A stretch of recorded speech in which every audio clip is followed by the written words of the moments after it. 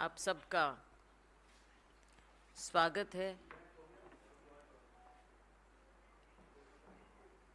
साथियों, आप सबको मालूम है कि 5 राज्यों में चुनाव का बिगुल बज चुका है।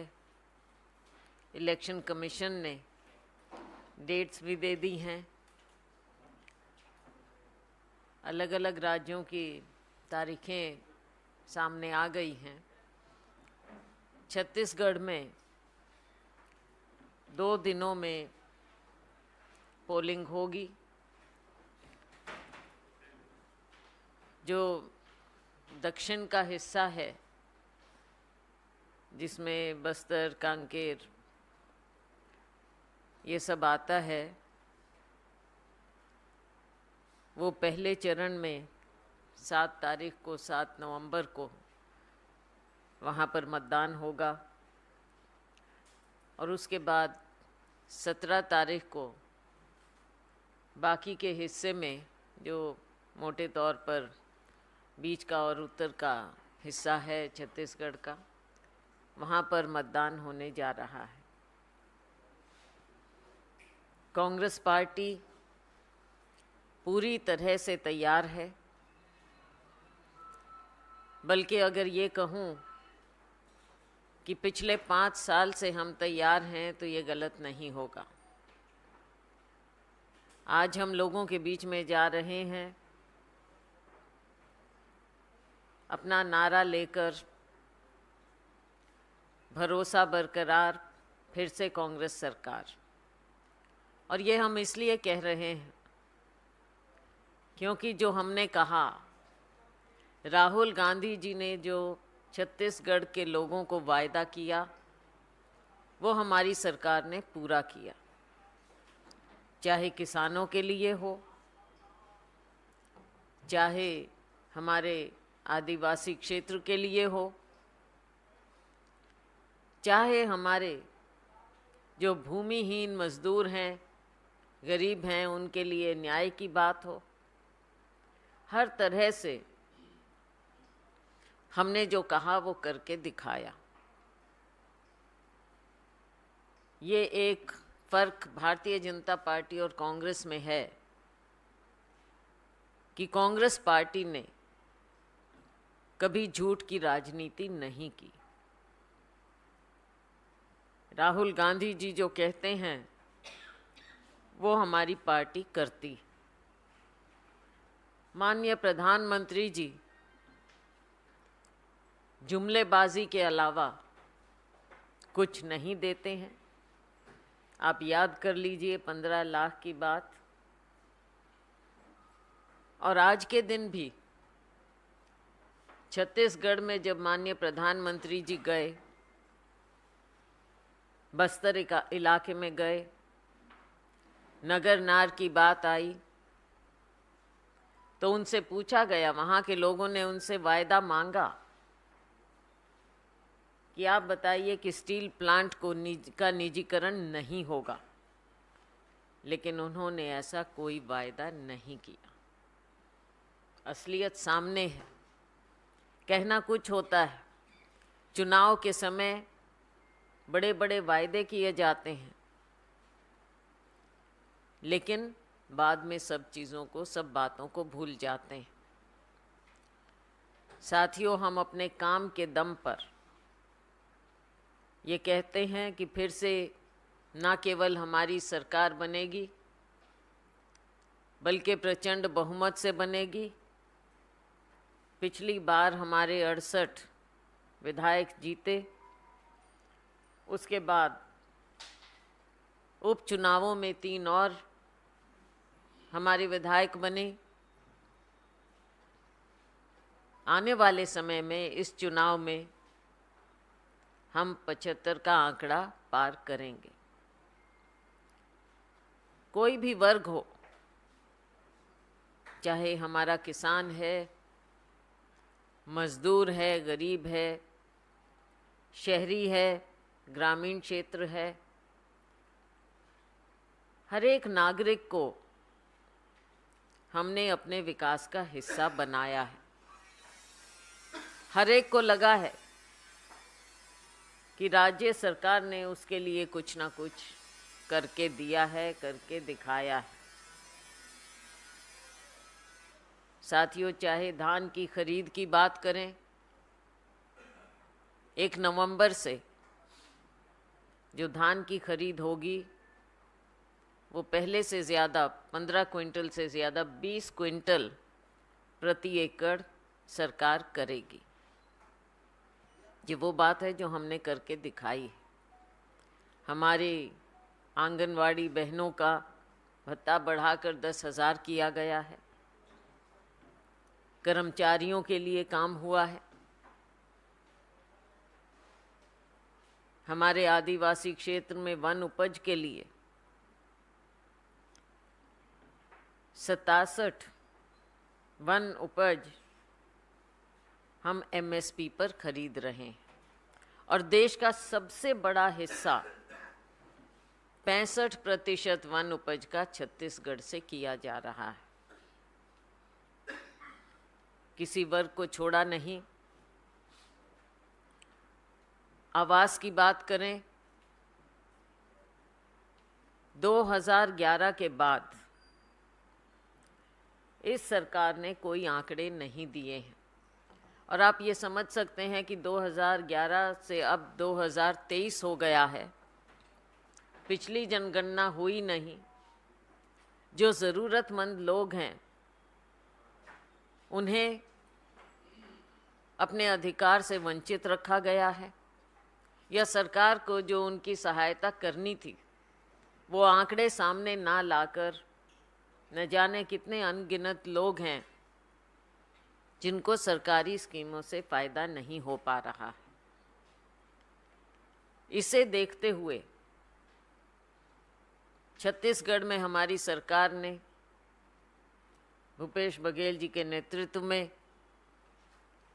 सभी सहयोगियों ने सबने मिलकर फैसले लिए और हमने 10 लाख लोगों को आवास देने का प्रबंध किया है। तो आप समझ सकते हैं कि छत्तीसगढ़ की हमारी कांग्रेस सरकार लोगों के विकास के लिए प्रतिबद्ध है। काम करके हमने दिखाया है। नीति आयोग की रिपोर्ट खुद इस बात की गवाह है कि छत्तीसगढ़ में 40 लाख लोग गरीबी रेखा से ऊपर उठे हैं, जबकि पूरे देश में विपरीत ट्रेंड हुआ है भारतीय जनता पार्टी सरकार के कार्यकाल के दौरान बनिस्बत यूपीए सरकार के। आरक्षण की हम बात करें, क्यों भारतीय जनता पार्टी सरकार आरक्षण के पिछड़े वर्ग के लुभावने नारे देती है, बातें करते हैं ऊपर से लेकर नीचे तक, शीर्ष नेतृत्व से लेकर नीचे तक, लेकिन जब कुछ देने की बात हो, कुछ करने की बात हो तो आप पीछे हट जाते हैं। छत्तीसगढ़ में सर्वसम्मति से विधेयक पारित किया गया जिसमें 76% आरक्षण हमने विभिन्न वर्गों को दिया और ये सर्वसम्मति से हुआ, जिसमें भाजपा की भी हिस्सेदारी थी उसको पारित करने में। और खुद माननीय राज्यपाल महोदया ने कहा था कि आप पारित करिए और उसको हम कानून बनाने में देर नहीं लगाएंगे, हस्ताक्षर करने में मैं देर नहीं लगाऊंगी। और आपने देखा क्या हुआ, उनका हस्ताक्षर करना तो दूर, माननीय राज्यपाल को ही वहाँ से बदल दिया गया और आज भी वो लंबित है विधेयक जो सर्वसम्मति से पास हुआ, जिसमें अनुसूचित जाति और जनजाति के तो जनगणना के आधार पर आरक्षण मिल रहा था, लेकिन हमने ओबीसी का डेटा कलेक्ट किया आयोग के माध्यम से और उसके तहत 27% हम ओबीसी को आरक्षण दे रहे थे,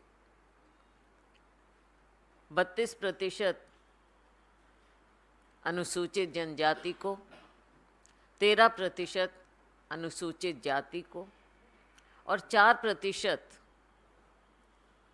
जो इकोनॉमिकली वीकर सेक्शन है, कमज़ोर वर्ग को। लेकिन इसको भारतीय जनता पार्टी लागू नहीं होने दे रही। ये नहीं चाहते कि जिन लोगों को विकास में हिस्सा देना चाहिए उन्हें मिले। केवल बड़ी बड़ी बातें की जाती हैं, फ़ायदा दिया जाता है तो अपने चंद साथियों को। हमने 2.25 लाख करोड़ के करीब पैसा अपने इन वर्गों में बांटा है जो ज़रूरतमंद वर्ग है हमारी सरकार ने छत्तीसगढ़ में। लेकिन केंद्र सरकार इसमें हिस्सेदारी नहीं देना चाहती।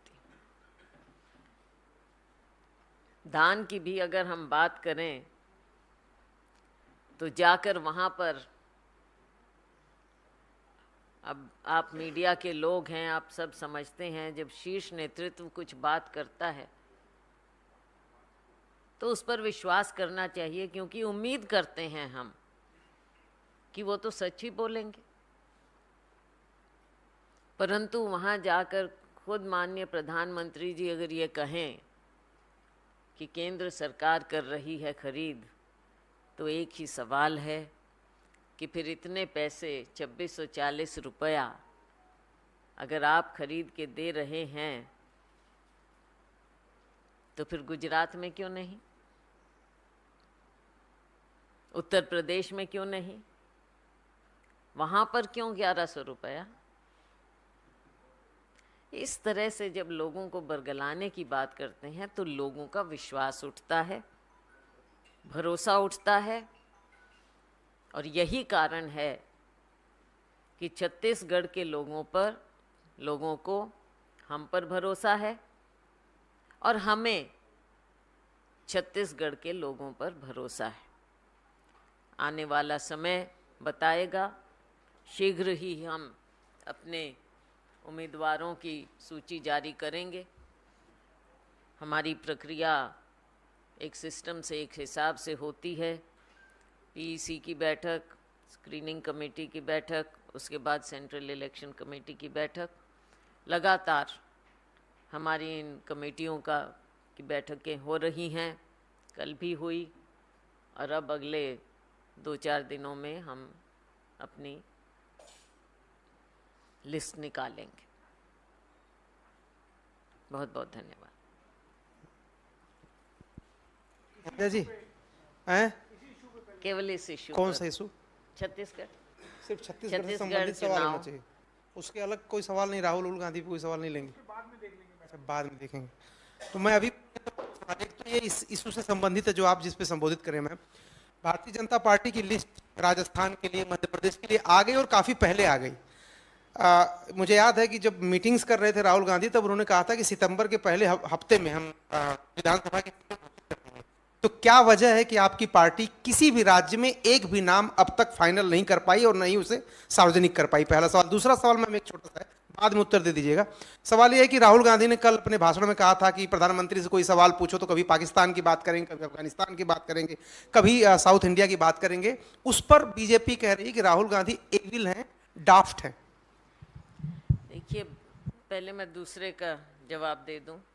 जिस प्रकार की भाषा का प्रयोग आप आज के दिन देख रहे हैं, अगर सीधा इनसे सवाल पूछा जाए, ये निम्न स्तर पर आ जाते हैं। कभी पब्लिक डिस्कोर्स में इस प्रकार की भाषा का प्रयोग हुआ नहीं है, ना हमारे देश की संस्कृति है। जब इनके पास जवाब नहीं होता तो ये व्यक्तिगत इंसल्ट्स पर आ जाते हैं। ये इनकी छोटी सोच को दिखाता है, ऊपर से नीचे, शीर्ष नेतृत्व से लेकर नीचे तक।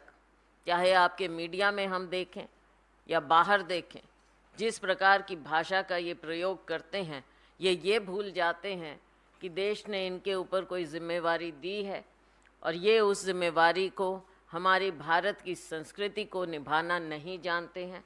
समय पर इन्हें पता चलेगा।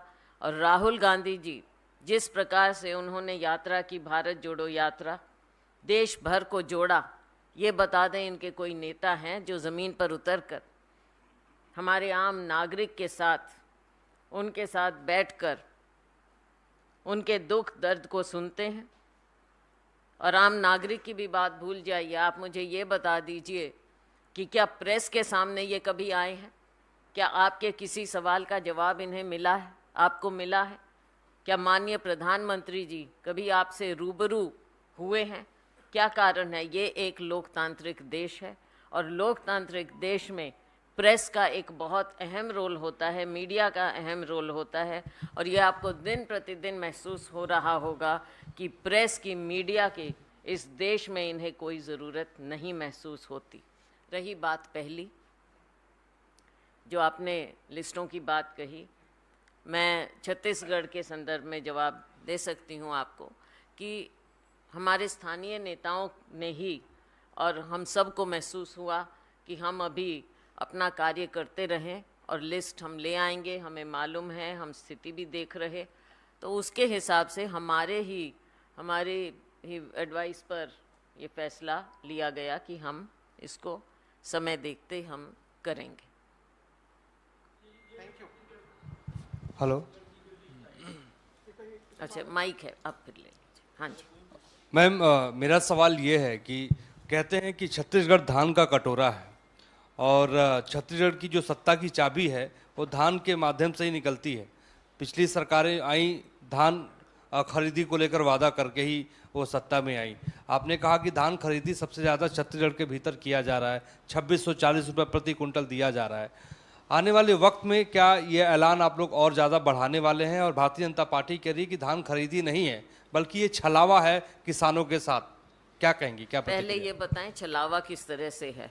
अगर हम अपने किसान को छत्तीसगढ़ में सबसे ज़्यादा दाम दे रहे हैं तो छलावा तो ये बाकी देश में कर रहे हैं जहाँ पर इनकी सत्ता है। वहाँ के किसान को क्यों नहीं दे पा रहे? जैसा मैंने कहा, इनको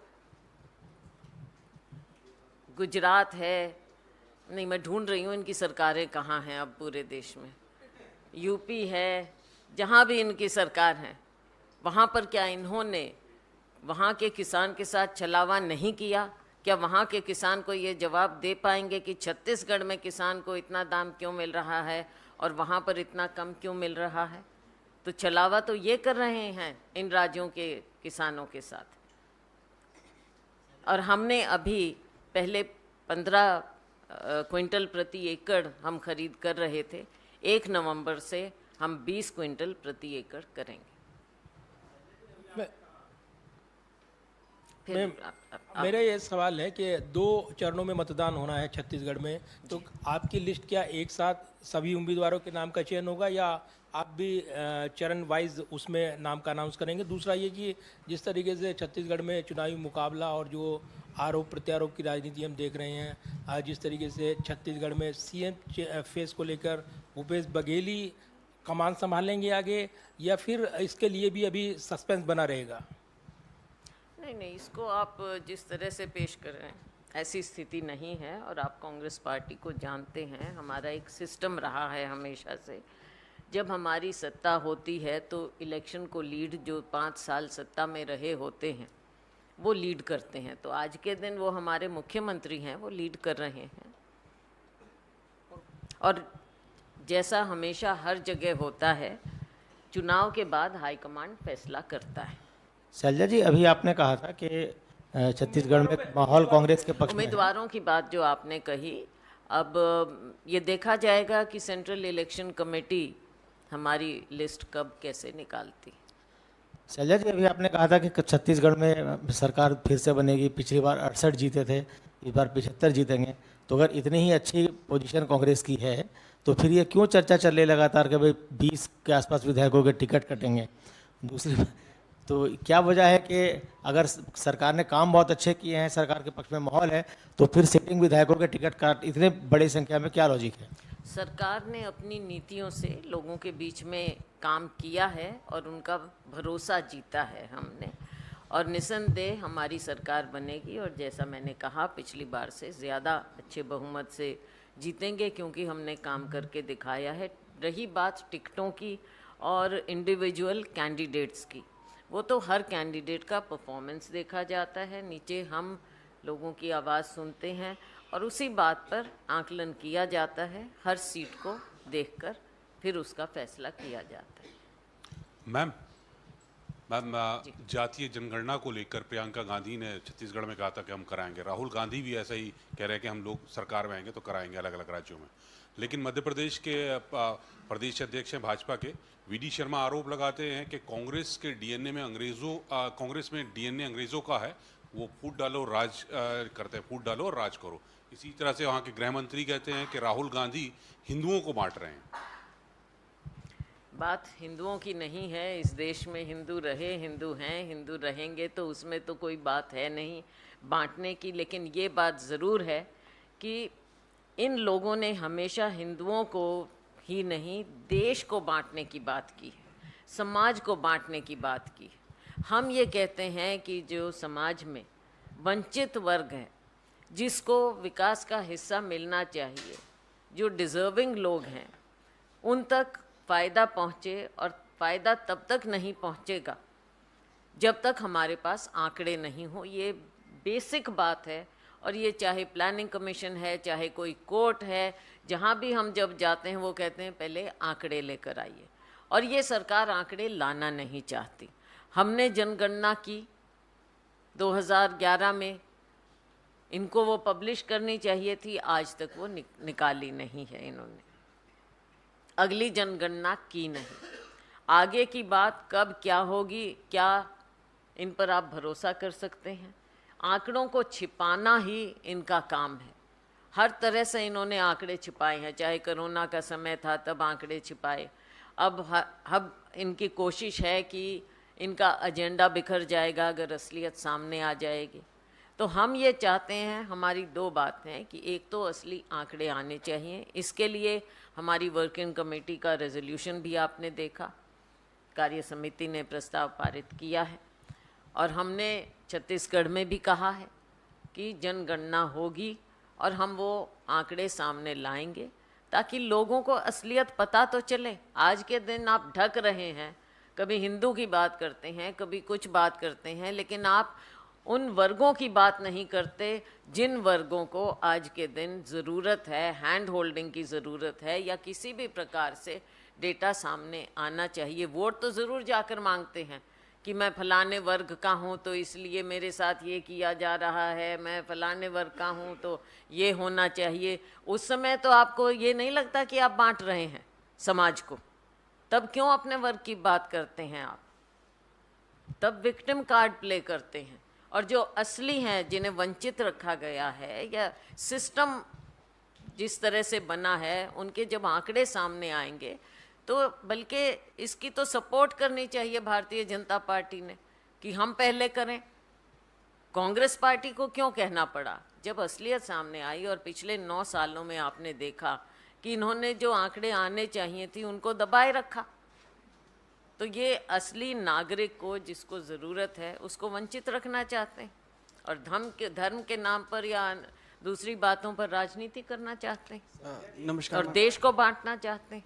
2011 में जनगणना हुई थी, उस वक्त आपकी सरकार थी। बिल्कुल। तब भी जाति का जनगणना की मांग होती, लेकिन तब आपने बात नहीं मानी थी। तो तब क्या ये जो आप रीजन आप गिना रही हैं जाति का जनगणना थे, आप कैसे, एक मिनट आप कैसे कह रहे हैं हमने नहीं मानी, जब हमने करवाई है उस आधार पर हमने करवाई है हमारी नहीं, आप कैसे कह रहे हैं कि हमने नहीं कराई? हमने कराई है भाई साहब। हमने नहीं की क्या? हमने सोशियो इकोनॉमिक कास्ट सेंसस हुआ था, और उसको जैसा आप जानते हैं और जो इतिहास बताता है, उसको कंपाइल करने में, इकट्ठा करने में, निकालने में समय लगता है। और 2014 में उसकी तैयारी थी। जब सरकार बदली, नई सरकार पे it was incumbent on the new government कि वो सारा डेटा, वो सेंसस वो पब्लिश करें, लेकिन उस समय इन्होंने नहीं किया। आगे के टाइम में जब करना चाहिए था तब जो भी बात रही हो, लेकिन इन्हें एक बहाना मिला, तब जनगणना नहीं की। और अब उसका नतीजा आप देख लीजिए, महिलाओं के आरक्षण का जो एक ये फिर एक जुमला छोड़ा है कानून पास करके, और कहते हैं आगे जनगणना होगी तब हम करेंगे। तो ये देश को बरगलाने का एक और जुमला देख लीजिए। 15 लाख से शुरू हुआ, महिलाओं के आरक्षण तक ले आए। हर तरह से लोगों के आंखों पर पर्दा डालने का प्रयास रहता है भारतीय जनता पार्टी। नमस्कार मैम। How many more? एक लास्ट क्वेश्चन है। बोलिए। मैम, जिस तरीके से छत्तीसगढ़ में अब चुनाव अब आने वाले हैं, कुछ समय ही रह गया है, वहाँ पे जिस तरीके की प्रॉब्लम्स हो रही हैं, आप प्रचार प्रसार भी वहाँ पर हो रहे हैं, तो काफ़ी सारी ऐसी प्रॉब्लम्स आपके सामने फेस होते होंगे। मिडिल क्लास फैमिली जो उनके साथ जो प्रॉब्लम्स हो रहे हैं, तो उसको आप किस तरीके से फेस? किसकी प्रॉब्लम? मिडिल क्लास फैमिली जो उनके साथ जो प्रॉब्लम्स जो हैं, तो उनको आप किस तरीके से फेस कर रहे हैं? वहाँ पे काफ़ी सारी ऐसी चीज़ें आपके सामने आती होंगी कि जो उनका फुलफिल नहीं हो पा रहा है। जिस तरीके से आपने आंकड़े बताए, वो गेहूं के जो आंकड़े जो आपने बताए, तो उसको आप किस तरीके से मैनेज करेंगे वहाँ पे? देखिए, आने वाले समय में जैसे हमने कहा, हम वहाँ पर अपनी गिनती करवाते हैं, डेटा निकालते हैं, लेकिन ये ज़रूरी है कि केंद्र सरकार भी इस बात को माने और इस मूल मंत्र को माने कि ये देश आगे तब तक नहीं बढ़ेगा जब तक असली आंकड़े सामने नहीं आएंगे। असली आंकड़े सामने तभी आएंगे जब ये सेंसस कराएं, और सेंसस कराने का इनका इरादा नहीं, तो उस ऐसे समय में राज्य सरकारें अपने अपने हिसाब से कर रही हैं और हम हर एक वर्ग के इश्यूज को एड्रेस कर रहे हैं। 2 लेडीज, वरना यहाँ आरक्षण नहीं होगा। बताइए। Ma'am, ever since the Congress party has released the CWC resolution, one of the point was on Palestine. Since then, there is war of words that is going on. The BJP leader Himanta Biswa says that the statement by Congress party is very similar to Pakistan's Taliban. Says that for appeasement politics, the Congress party is doing such things. There is no such appeasement policy, and I think Congress party has amply discussed this issue and given out its official statement to the press. Ma'am, on another matter, the Delhi Lieutenant Governor has given sanction for the prosecution of author Arundhati Roy in the 2010 case. So what is the official stand of the Congress party regarding this? Congress will convey its official stand. Today I'm just on Chhattisgarh. कि Congress party ने कभी झूठ की राजनीति नहीं की। राहुल गांधी जी जो कहते हैं वो हमारी पार्टी करती।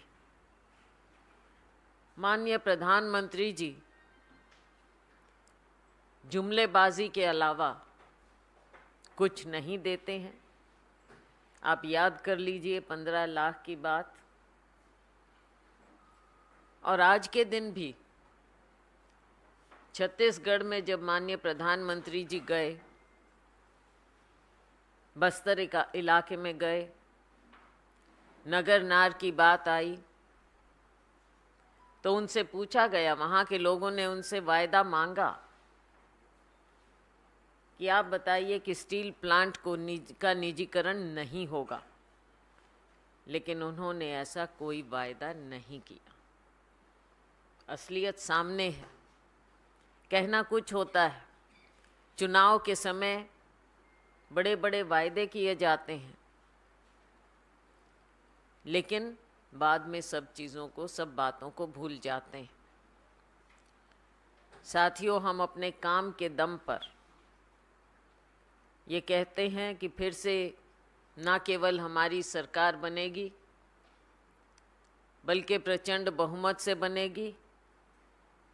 पिछली बार हमारे 68 विधायक जीते, उसके बाद उपचुनावों में 3 और हमारे विधायक बने। आने वाले समय में इस चुनाव में हम 75 का आंकड़ा पार करेंगे। कोई भी वर्ग हो, चाहे हमारा किसान है, मजदूर है, गरीब है, शहरी है, ग्रामीण क्षेत्र है,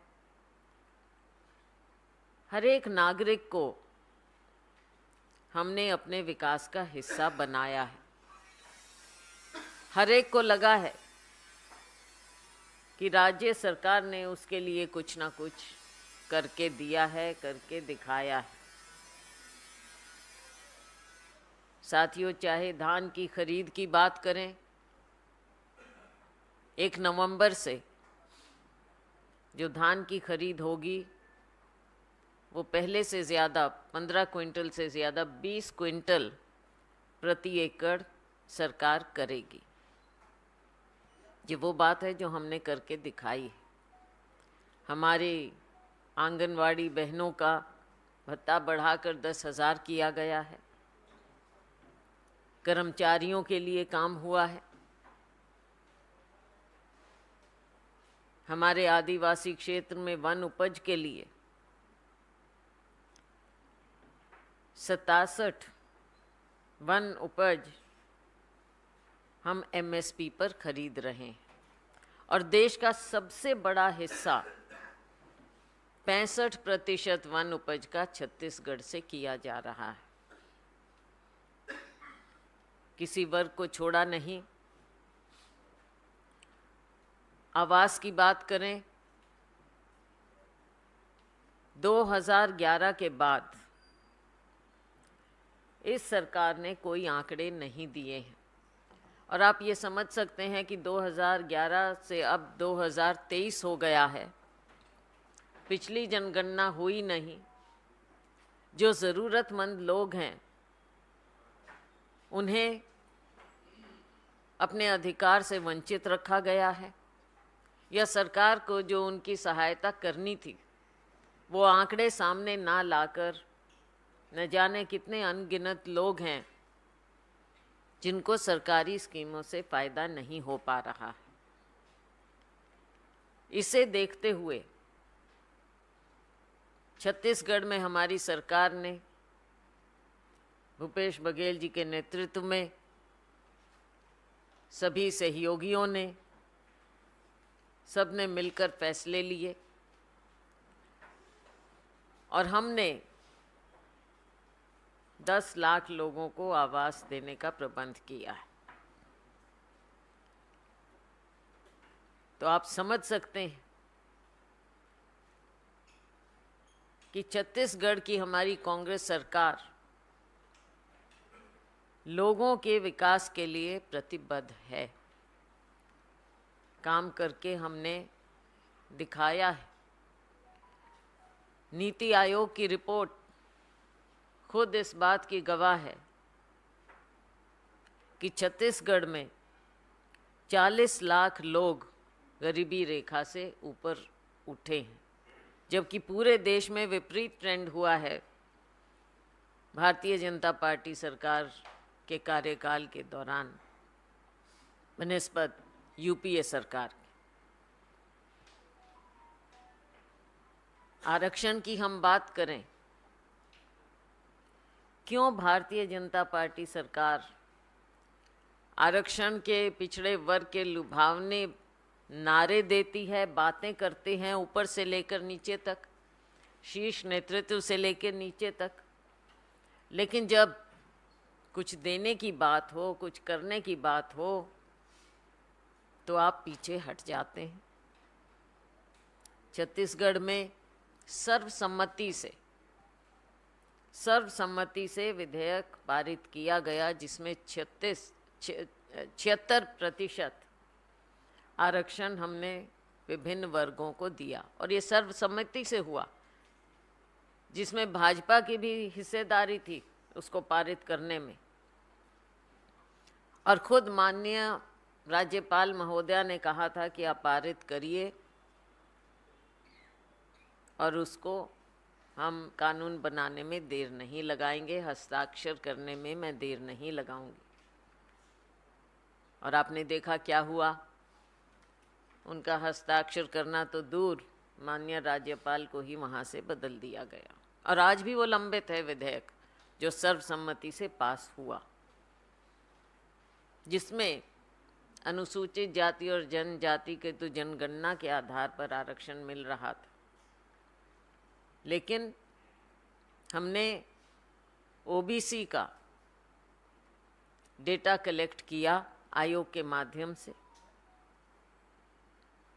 और उसके तहत 27% हम ओबीसी को आरक्षण दे रहे थे, 32% अनुसूचित जनजाति को, 13% अनुसूचित जाति को और 4% जो इकोनॉमिकली वीकर सेक्शन है, कमज़ोर वर्ग को। लेकिन इसको भारतीय जनता पार्टी लागू नहीं होने दे रही। ये नहीं चाहते कि जिन लोगों को विकास में हिस्सा देना चाहिए उन्हें मिले। केवल बड़ी बड़ी बातें की जाती हैं, फ़ायदा दिया जाता है तो अपने चंद साथियों को। हमने 2.25 लाख करोड़ के करीब पैसा अपने इन वर्गों में बांटा है जो ज़रूरतमंद वर्ग है हमारी सरकार ने छत्तीसगढ़ में। लेकिन केंद्र सरकार इसमें हिस्सेदारी नहीं देना चाहती। धान की भी अगर हम बात करें तो जाकर वहाँ पर, अब आप मीडिया के लोग हैं, आप सब समझते हैं, जब शीर्ष नेतृत्व कुछ बात करता है तो उस पर विश्वास करना चाहिए, क्योंकि उम्मीद करते हैं हम कि वो तो सच ही बोलेंगे। परंतु वहाँ जाकर खुद माननीय प्रधानमंत्री जी अगर ये कहें कि केंद्र सरकार कर रही है खरीद, तो एक ही सवाल है कि फिर इतने पैसे 2640 रुपया अगर आप खरीद के दे रहे हैं तो फिर गुजरात में क्यों नहीं, उत्तर प्रदेश में क्यों नहीं, वहाँ पर क्यों 1100 रुपया? इस तरह से जब लोगों को बरगलाने की बात करते हैं तो लोगों का विश्वास उठता है, भरोसा उठता है। और यही कारण है कि छत्तीसगढ़ के लोगों को हम पर भरोसा है और हमें छत्तीसगढ़ के लोगों पर भरोसा है। आने वाला समय बताएगा। शीघ्र ही हम अपने उम्मीदवारों की सूची जारी करेंगे। हमारी प्रक्रिया एक सिस्टम से, एक हिसाब से होती है। पीईसी की बैठक, स्क्रीनिंग कमेटी की बैठक, उसके बाद सेंट्रल इलेक्शन कमेटी की बैठक, लगातार हमारी इन कमेटियों की बैठकें हो रही हैं। कल भी हुई और अब अगले 2-4 दिनों में हम अपनी लिस्ट निकालेंगे। बहुत बहुत धन्यवाद। जी हैं? केवल इस इशू, कौन सा इशू? छत्तीसगढ़, सिर्फ छत्तीसगढ़ से संबंधित सवाल होना चाहिए, उसके अलग कोई सवाल नहीं। राहुल गांधी पे कोई सवाल नहीं लेंगे, बाद में देखेंगे। तो मैं अभी एक तो ये इस इशू से संबंधित है जो आप जिस पे संबोधित करें। मैम, भारतीय जनता पार्टी की लिस्ट राजस्थान के लिए, मध्य प्रदेश के लिए आ गई और काफ़ी पहले आ गई। मुझे याद है कि जब मीटिंग्स कर रहे थे राहुल गांधी, तब उन्होंने कहा था कि सितंबर के पहले हफ्ते में हम विधानसभा की, तो क्या वजह है कि आपकी पार्टी किसी भी राज्य में एक भी नाम अब तक फाइनल नहीं कर पाई और नहीं उसे सार्वजनिक कर पाई? पहला सवाल। दूसरा सवाल मैम एक छोटा सा है, बाद में उत्तर दे दीजिएगा। सवाल यह है कि राहुल गांधी ने कल अपने भाषण में कहा था कि प्रधानमंत्री से कोई सवाल पूछो तो कभी पाकिस्तान की बात करेंगे, कभी अफगानिस्तान की बात करेंगे, कभी साउथ इंडिया की बात करेंगे। उस पर बीजेपी कह रही है कि राहुल गांधी एविल हैं, डाफ्ट हैं। देखिए, पहले मैं दूसरे का जवाब दे दूं। जिस प्रकार की भाषा का प्रयोग आप आज के दिन देख रहे हैं, अगर सीधा इनसे सवाल पूछा जाए, ये निम्न स्तर पर आ जाते हैं। कभी पब्लिक डिस्कोर्स में इस प्रकार की भाषा का प्रयोग हुआ नहीं है। ना हमारे देश की संस्कृति है। जब इनके पास जवाब नहीं होता तो ये व्यक्तिगत इंसल्ट्स पर आ जाते हैं। ये इनकी छोटी सोच को दिखाता है, ऊपर से नीचे, शीर्ष नेतृत्व से लेकर नीचे तक, चाहे आपके मीडिया में हम देखें या बाहर देखें, जिस प्रकार की भाषा का ये प्रयोग करते हैं, ये भूल जाते हैं कि देश ने इनके ऊपर कोई जिम्मेवारी दी है और ये उस जिम्मेवारी को, हमारी भारत की संस्कृति को निभाना नहीं जानते हैं। समय पर इन्हें पता चलेगा। और राहुल गांधी जी जिस प्रकार से उन्होंने यात्रा की, भारत जोड़ो यात्रा, देश भर को जोड़ा, ये बता दें इनके कोई नेता हैं जो ज़मीन पर उतरकर हमारे आम नागरिक के साथ, उनके साथ बैठकर उनके दुख दर्द को सुनते हैं। और आम नागरिक की भी बात भूल जाइए, आप मुझे ये बता दीजिए कि क्या प्रेस के सामने ये कभी आए हैं? क्या आपके किसी सवाल का जवाब इन्हें मिला है, आपको मिला है? क्या माननीय प्रधानमंत्री जी कभी आपसे रूबरू हुए हैं? क्या कारण है? ये एक लोकतांत्रिक देश है और लोकतांत्रिक देश में प्रेस का एक बहुत अहम रोल होता है, मीडिया का अहम रोल होता है। और ये आपको दिन प्रतिदिन महसूस हो रहा होगा कि प्रेस की, मीडिया की इस देश में इन्हें कोई ज़रूरत नहीं महसूस होती।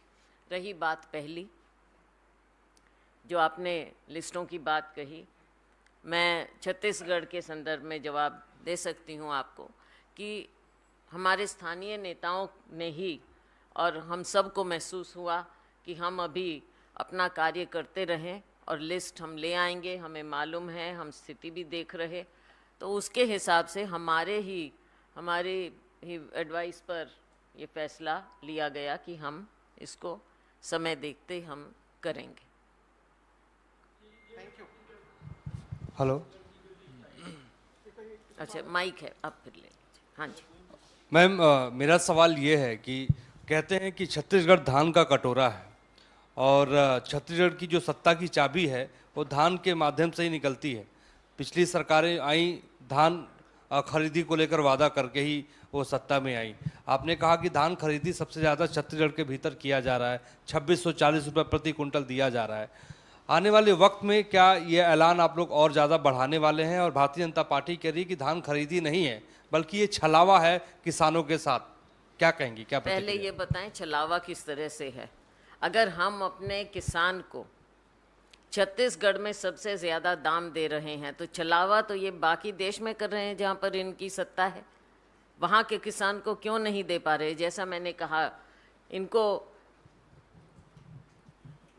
गुजरात है, नहीं मैं ढूंढ रही हूँ इनकी सरकारें कहाँ हैं अब पूरे देश में, यूपी है, जहाँ भी इनकी सरकार है, वहाँ पर क्या इन्होंने वहाँ के किसान के साथ छलावा नहीं किया? क्या वहाँ के किसान को ये जवाब दे पाएंगे कि छत्तीसगढ़ में किसान को इतना दाम क्यों मिल रहा है और वहाँ पर इतना कम क्यों मिल रहा है? तो छलावा तो ये कर रहे हैं इन राज्यों के किसानों के साथ। और हमने अभी पहले 15 क्विंटल प्रति एकड़ हम खरीद कर रहे थे, 1 नवंबर से हम 20 क्विंटल प्रति एकड़ करेंगे। मेरा ये सवाल है कि 2 चरणों में मतदान होना है छत्तीसगढ़ में, तो आपकी लिस्ट क्या एक साथ सभी उम्मीदवारों के नाम का चयन होगा या आप भी चरण वाइज उसमें नाम का अनाउंस करेंगे? दूसरा ये कि जिस तरीके से छत्तीसगढ़ में चुनावी मुकाबला और जो आरोप प्रत्यारोप की राजनीति हम देख रहे हैं, जिस तरीके से छत्तीसगढ़ में सीएम फेस को लेकर भूपेश बघेली कमान संभालेंगे आगे, या फिर इसके लिए भी अभी सस्पेंस बना रहेगा? नहीं, इसको आप जिस तरह से पेश कर रहे हैं ऐसी स्थिति नहीं है। और आप कांग्रेस पार्टी को जानते हैं, हमारा एक सिस्टम रहा है हमेशा से, जब हमारी सत्ता होती है तो इलेक्शन को लीड जो 5 साल सत्ता में रहे होते हैं वो लीड करते हैं। तो आज के दिन वो हमारे मुख्यमंत्री हैं, वो लीड कर रहे हैं। और जैसा हमेशा हर जगह होता है, चुनाव के बाद हाईकमांड फैसला करता है। शैलजा जी, अभी आपने कहा था कि छत्तीसगढ़ में माहौल कांग्रेस के पक्ष में है। उम्मीदवारों की बात जो आपने कही, अब ये देखा जाएगा कि सेंट्रल इलेक्शन कमेटी हमारी लिस्ट कब कैसे निकालती। शैलजा जी, अभी आपने कहा था कि छत्तीसगढ़ में सरकार फिर से बनेगी, पिछली बार 68 जीते थे, इस बार 75 जीतेंगे। तो अगर इतनी ही अच्छी पोजीशन कांग्रेस की है तो फिर ये क्यों चर्चा चल रही लगातार कि भाई 20 के आसपास विधायकों के टिकट कटेंगे? दूसरी तो क्या वजह है कि अगर सरकार ने काम बहुत अच्छे किए हैं, सरकार के पक्ष में माहौल है, तो फिर सिटिंग विधायकों के टिकट काट इतने बड़ी संख्या में क्या लॉजिक है? सरकार ने अपनी नीतियों से लोगों के बीच में काम किया है और उनका भरोसा जीता है हमने, और निसंदेह हमारी सरकार बनेगी और जैसा मैंने कहा पिछली बार से ज़्यादा अच्छे बहुमत से जीतेंगे, क्योंकि हमने काम करके दिखाया है। रही बात टिकटों की और इंडिविजुअल कैंडिडेट्स की, वो तो हर कैंडिडेट का परफॉर्मेंस देखा जाता है, नीचे हम लोगों की आवाज़ सुनते हैं और उसी बात पर आकलन किया जाता है, हर सीट को देखकर फिर उसका फैसला किया जाता है। मैम जातीय जनगणना को लेकर प्रियंका गांधी ने छत्तीसगढ़ में कहा था कि हम कराएंगे, राहुल गांधी भी ऐसा ही कह रहे हैं कि हम लोग सरकार में आएंगे तो कराएंगे अलग अलग राज्यों में। लेकिन मध्य प्रदेश के प्रदेश अध्यक्ष हैं भाजपा के वी.डी. शर्मा आरोप लगाते हैं कि कांग्रेस के डीएनए में कांग्रेस में डीएनए अंग्रेजों का है, वो फूट डालो राज करते हैं, फूट डालो और राज करो। इसी तरह से वहाँ के गृह मंत्री कहते हैं कि राहुल गांधी हिंदुओं को बांट रहे हैं। बात हिंदुओं की नहीं है, इस देश में हिंदू रहे, हिंदू हैं, हिंदू रहेंगे, तो उसमें तो कोई बात है नहीं बांटने की। लेकिन ये बात ज़रूर है कि इन लोगों ने हमेशा हिंदुओं को ही नहीं, देश को बांटने की बात की है, समाज को बांटने की बात की है। हम ये कहते हैं कि जो समाज में वंचित वर्ग है, जिसको विकास का हिस्सा मिलना चाहिए, जो डिज़र्विंग लोग हैं, उन तक फ़ायदा पहुँचे, और फ़ायदा तब तक नहीं पहुँचेगा जब तक हमारे पास आंकड़े नहीं हो। ये बेसिक बात है, और ये चाहे प्लानिंग कमीशन है, चाहे कोई कोर्ट है, जहाँ भी हम जब जाते हैं वो कहते हैं पहले आंकड़े लेकर आइए, और ये सरकार आंकड़े लाना नहीं चाहती। हमने जनगणना की 2011 में, इनको वो पब्लिश करनी चाहिए थी, आज तक वो निकाली नहीं है इन्होंने, अगली जनगणना की नहीं। आगे की बात कब क्या होगी, क्या इन पर आप भरोसा कर सकते हैं? आंकड़ों को छिपाना ही इनका काम है। हर तरह से इन्होंने आंकड़े छिपाए हैं, चाहे कोरोना का समय था तब आंकड़े छिपाए। अब इनकी कोशिश है कि इनका एजेंडा बिखर जाएगा अगर असलियत सामने आ जाएगी।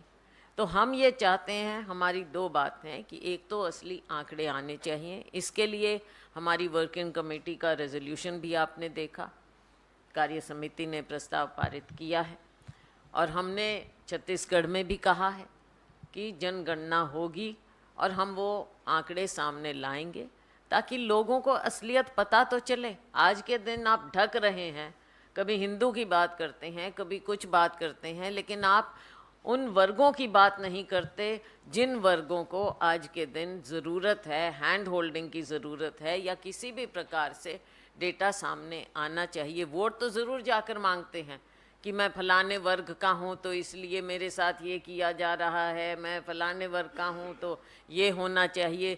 उस समय तो आपको ये नहीं लगता कि आप बांट रहे हैं समाज को, तब क्यों अपने वर्ग की बात करते हैं आप? तब विक्टिम कार्ड प्ले करते हैं।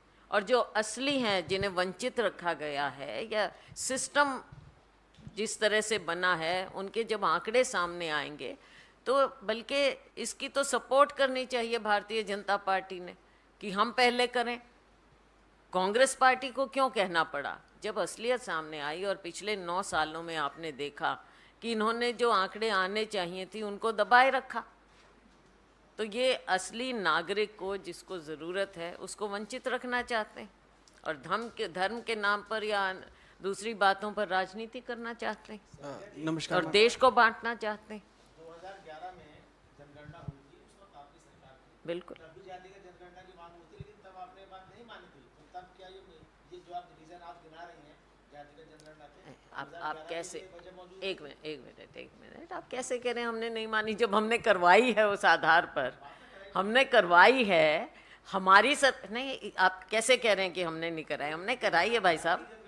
हमने नहीं की क्या? हमने सोशियो इकोनॉमिक कास्ट सेंसस हुआ था और उसको जैसा आप जानते हैं और जो इतिहास बताता है उसको कंपाइल करने में, इकट्ठा करने में, निकालने में समय लगता है। और 2014 में उसकी तैयारी थी, जब सरकार बदली, नई सरकार पे it was incumbent on the new government कि वो सारा डेटा, वो सेंसस वो पब्लिश करें, लेकिन उस समय इन्होंने नहीं किया। आगे के टाइम में जब करना चाहिए था तब जो भी बात रही हो, लेकिन इन्हें एक बहाना मिला, तब जनगणना नहीं की। और अब उसका नतीजा आप देख लीजिए, महिलाओं के आरक्षण का जो एक ये फिर एक जुमला छोड़ा है कानून पास करके, और कहते हैं आगे जनगणना होगी तब हम करेंगे। तो ये देश को बरगलाने का एक और जुमला देख लीजिए। 15 लाख से शुरू हुआ, महिलाओं के आरक्षण तक ले आए, हर तरह से लोगों के आंखों पर पर्दा डालने का प्रयास रहता है भारतीय जनता पार्टी। नमस्कार मैम। How many more? एक लास्ट क्वेश्चन है। बोलिए। मैम, जिस तरीके से छत्तीसगढ़ में अब चुनाव अब आने वाले हैं, कुछ समय ही रह गया है, वहाँ पे जिस तरीके की प्रॉब्लम्स हो रही हैं, आप प्रचार प्रसार भी वहाँ पर हो रहे हैं, तो काफ़ी सारी ऐसी प्रॉब्लम्स आपके सामने फेस होते होंगे, मिडिल क्लास फैमिली जो उनके साथ जो प्रॉब्लम्स हो रहे हैं, तो उसको आप किस तरीके से फेस? किसकी प्रॉब्लम? मिडिल क्लास फैमिली जो उनके साथ जो प्रॉब्लम्स जो हैं, तो उनको आप किस तरीके से फेस कर रहे हैं? वहाँ पे काफ़ी सारी ऐसी चीज़ें आपके सामने आती होंगी कि जो उनका फुलफिल नहीं हो पा रहा है। जिस तरीके से आपने आंकड़े बताए, वो गेहूं के जो आंकड़े जो आपने बताए, तो उसको आप किस तरीके से मैनेज करेंगे वहाँ पे? देखिए, आने वाले समय में जैसे हमने कहा, हम वहाँ पर अपनी गिनती करवाते हैं, डेटा निकालते हैं, लेकिन ये ज़रूरी है कि केंद्र सरकार भी इस बात को माने और इस मूल मंत्र को माने कि ये देश आगे तब तक नहीं बढ़ेगा जब तक असली आंकड़े सामने नहीं आएंगे। असली आंकड़े सामने तभी आएंगे जब ये सेंसस कराएं, और सेंसस कराने का इनका इरादा नहीं, तो उस ऐसे समय में राज्य सरकारें अपने अपने हिसाब से कर रही हैं और हम हर एक वर्ग के इश्यूज को एड्रेस कर रहे हैं। 2 लेडीज, वरना यहाँ आरक्षण नहीं होगा। बताइए। Ma'am, ever since the Congress party has released the CWC resolution, one of the point was on Palestine. Since then, there is war of words that is going on. The BJP leader Himanta Biswa says that the statement by Congress party is very similar to Pakistan's Taliban. Says that for appeasement politics, the Congress party is doing such things. There is no such appeasement policy, and I think Congress party has amply discussed this issue and given out its official statement to the press. Ma'am, on another matter, the Delhi Lieutenant Governor has given sanction for the prosecution of author Arundhati Roy in the 2010 case. So what is the official stand of the Congress party regarding this? Congress will convey its official stand. Today I'm just on Chhattisgarh. Selja जी, जिस तरह से राजस्थान और मध्य प्रदेश के तर्ज पर छत्तीसगढ़ में भी केंद्र सरकार, भाजपा ने एक केंद्रीय मंत्री समेत 3 सांसदों को उतारा है। कांग्रेस कहती है उनके पास चेहरों का अभाव है, वहीं छत्तीसगढ़ मुख्यमंत्री कहते हैं कि भाजपा अब हारे हुए चेहरों पर दांव खेल रही है।